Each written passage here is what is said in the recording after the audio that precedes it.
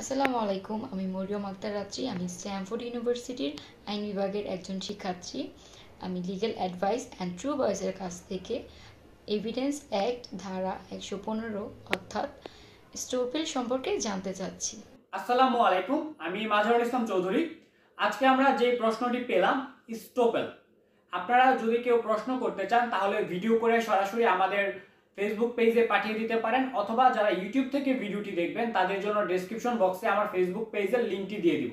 আর প্রশ্ন করার জন্য কমেন্ট বক্স তো সবসময় ওপেন আছে।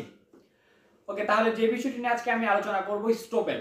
স্টোপেল সম্পর্কে সাক্ষ্য আইনের 115 ধারায় আলোচনা করেছে। স্টোপেল বিষয়টি আসলে কি? স্টোপেল হচ্ছে একটি বক্তব্য দেওয়ার পর ওই বক্তব্য থেকে আর ফিরে আসা যাবে না, এটাই হচ্ছে স্টোপেল। একটু কঠিন মনে হচ্ছে, একটা এক্সাম্পল দিলে একদম পানির মতো পরিষ্কার হয়ে যাবে। স্টোপেল হচ্ছে একটি বক্তব্য দেওয়ার পর ওই বক্তব্য থেকে আর ফিরে আসা যাবে না।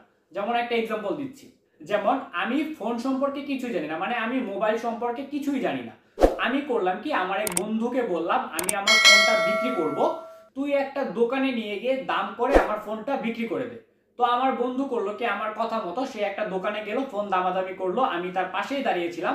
আমি এমন একটা ভাব করলাম যেন ফোনটা আমার বন্ধুরই, আমার না।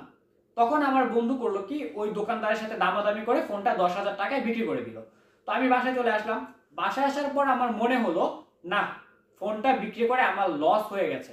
সুতরাং আমি এখন দোকানে গিয়ে বলি ফোনটা আমার বন্ধুর না, ফোনটা আমার ফোনটা আমাকে ফেরত দিয়ে দিন। তখন ওই লোক যদি দোকানে গিয়ে বলে ফোনটা আমার বন্ধুর ছিল না, ফোনটা ছিল হচ্ছে আমার, এখন আপনি আমাকে ফোনটা ফেরত দিয়ে দিন, তখন দোকানদার ফোনটা ফেরত দিবে না, তখনই এটা হয়ে যাবে স্টোপেল। কারণ আমার বন্ধু যখন ফোনটা বিক্রি করছিল তখন আমি তার পাশে দাঁড়িয়ে এমন একটা ভাব করলাম যা দেখে সবার মনে হলো ফোনটা আমার বন্ধুরই, আমার না।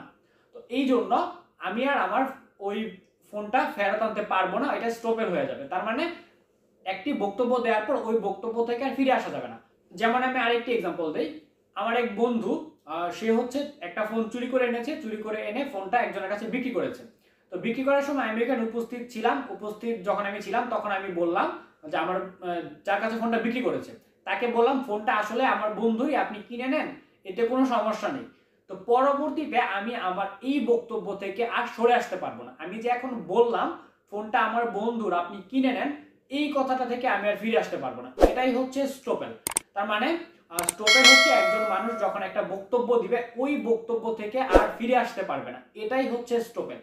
তো যদি স্টোপেল না থাকতো তাহলে দেখা যেত যে আদালতে গিয়ে একটা বক্তব্য দিত, কিছুদিন পর আবার ওই বক্তব্য থেকে সরে আসতো।